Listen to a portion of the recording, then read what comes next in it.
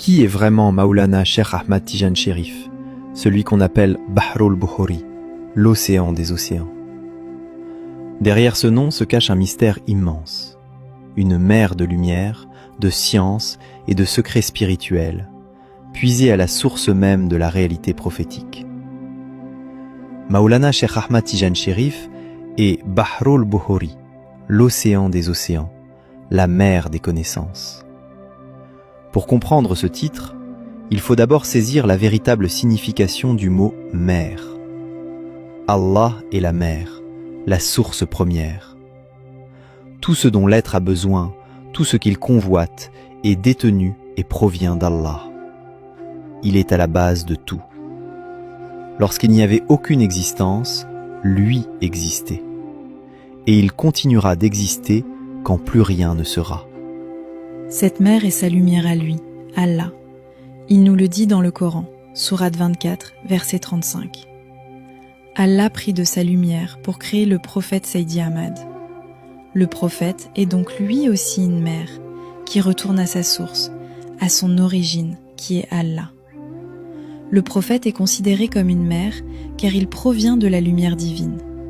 Il est le meilleur des êtres créés. Généralement, quand on parle de mer, on sait qu'elle est composée d'eau salée. On peut voir cette eau, mais pas le sel qu'elle contient. Dans le domaine spirituel, lorsque l'on dit que le prophète est une mer, c'est Maulana Cheikh que l'on découvre dans cette mer prophétique. Pour connaître et découvrir la réalité du prophète, il faut absolument passer par Maulana Cheikh Ahmad Tijan Chérif. Si l'on ne plonge pas dans la lumière de Maulana Cheikh, on ne découvrira pas la réalité du prophète Sayyidi Ahmad. C'est une première preuve qui justifie le grade de Bahrul Bukhori. Le prophète lui-même a enseigné à Maulana Cheikh Ahmad Tijan Chérif toutes les connaissances qu'il détient. Et tous les êtres, à leur tour, tirent leur connaissance de cette source incontournable qu'est Cheikh Tijani. Le savoir est un point de lumière qu'Allah a enrichi de ses secrets et qu'il injecte dans l'âme de ceux qu'il choisit. Mais en réalité, Allah n'a mis de la connaissance que sur une seule âme, celle du prophète Sayyidi Ahmad.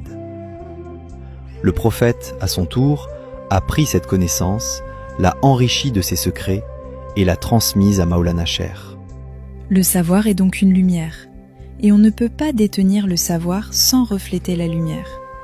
Ainsi, qu'on le sache ou pas, qu'on l'accepte ou pas, quiconque détient un quelconque savoir, le détient parce que Maulana Cheikh le lui a transmis.